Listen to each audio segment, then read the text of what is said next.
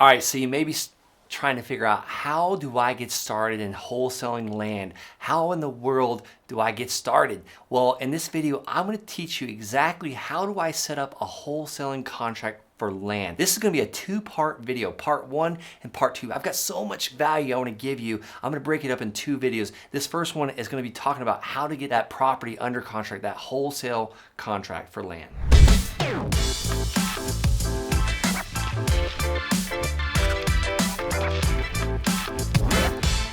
All right, guys, I'm gonna walk you through the exact steps of line by line of this wholesale contract for land. This contract, I'm even gonna give you a copy of this at the end, but this contract has made me millions in revenue, and I'm gonna walk you through line by line of how to do it. This is part one, so get ready, here we go. All right, let's get into it. This is the contract that I use to break down wholesaling land. You could probably see a snippet right here, but I'm gonna give you an actual copy of this contract that I use. I had my attorney create this.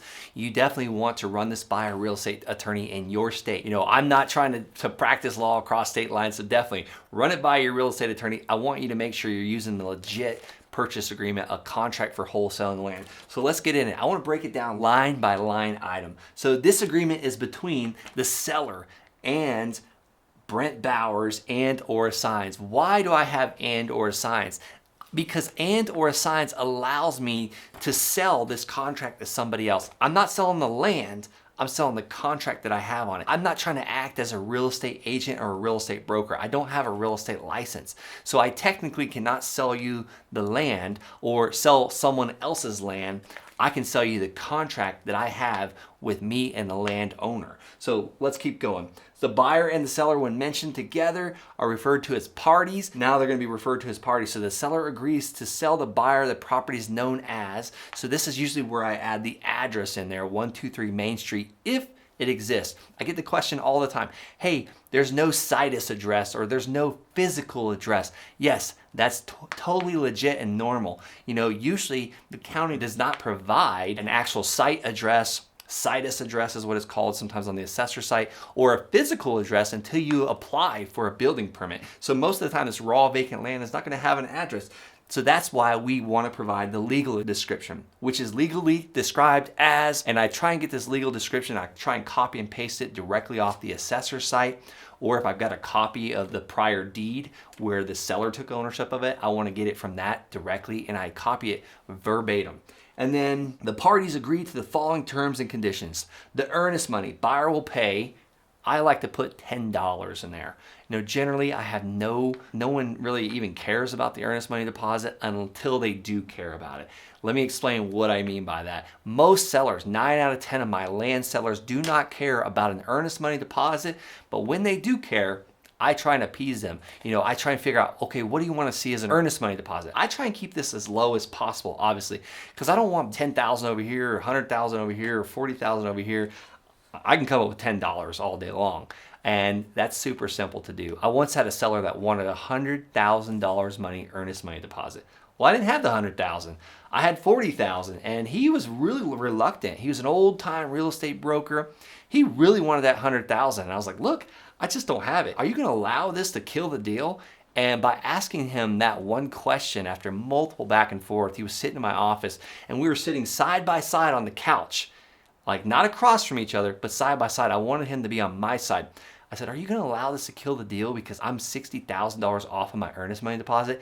It's not like I'm paying cash for this land. I'm getting a loan on it. So you think I'm just walking around with $100,000? And now he was on my side of the couch, literally and physically. So you just gotta, you know, figure out what the seller's looking for, and it's all about communication. It's kind of like a great marriage, right? You gotta communicate, communicate, and communicate. Back to the earnest money deposit. I don't give this earnest money deposit to the seller, usually. If it's like $10 or $100 and the seller wants it, and I'm about to get a piece of land at 50 cents on the dollar or less, if the seller wants a $500 earnest money deposit and they want that check written out to them and I'm getting a great deal, you bet your buttons I'm gonna go ahead and make that $500 out to the seller if that's what they want. Now, I know this deal doesn't go through, I'm never seeing that $500 again. You've gotta know that.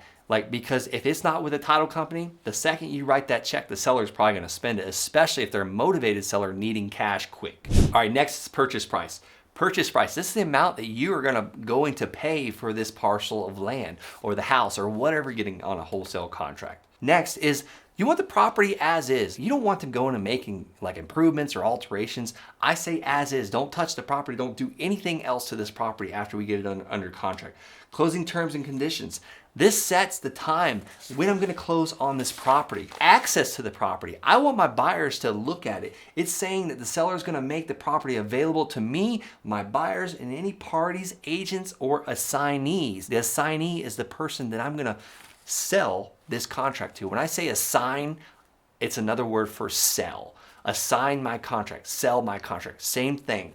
So I want my seller to know that he is going to open this property up. If there's a barn on this land, I want that thing opened up. I want to see it. And obviously we're going to communicate, and he's going to be tracking when we're going to go look at this property or be on this property, or maybe there's a house on it. We got to go inside of it. Buyer's disclosures. Basically, I want them to, disclose everything, and it's also me disclosing. If I'm a licensed real estate agent, I'm going to disclose that. The seller acknowledges that negotiations, deadlines, everything is at arm's length transaction. Look that up, Google that word. You don't have to be a real estate attorney to get these things under contract. It's super simple. One of the free gifts that I'm going to give you, it's going to be below in the description, but I'm going to give you this exact purchase agreement that I use. When I say purchase agreement and contract, those two words are exactly the same. I like to say purchase agreement, not contract, because when I'm saying purchase agreement with one of my buyers, it's ultimately the goal we're trying to accomplish. When I say contract, that almost brings a negative thing up in people's mind.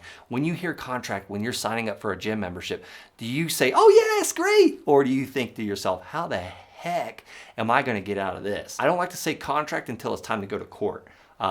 So let's say purchase agreement. So let's start working on our words. Words are very powerful. So I'm gonna try and work on my words during this video as well. So next, attorney fees. If there's an issue, if there's a problem, like someone's going to pay for these attorney fees, and this discloses who's going to be paying for that.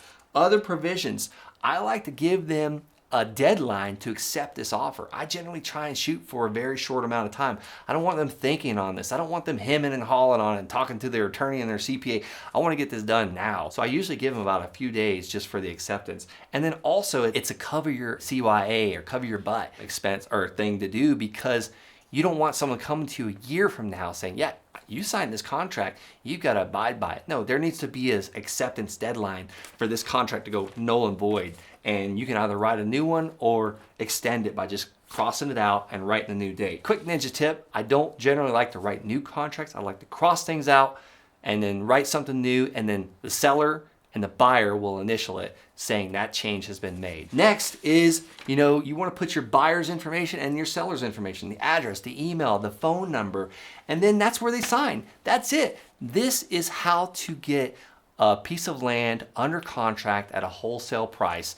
And I promised you in my content hooks that I'm going to show you how to sell these contracts. All right, before I continue, go ahead and hit subscribe. Smash that subscribe button. Guys, I'm the only person on YouTube talking about land contracts, how to buy land, how to sell land. I want you to stay informed of when more of these videos come out. I come out with them 5 days a week. So go ahead, hit that subscribe button. Guys, as you know, the real estate market is absolutely exploding. I've made my fortune buying land at massive discounts and selling this stuff in my sleep, and I put it all in a box for you. I've got it on training videos that show you the step-by-step instruction of how to do it. If you're interested in setting up a business that serves you, your family, and others, go ahead below the link in the description, thelandsharks.com, and schedule a call with me or my team. So now let's get on to part 2. Follow me over to this video just right here to this link, and I'm going to show you how to sell this contract.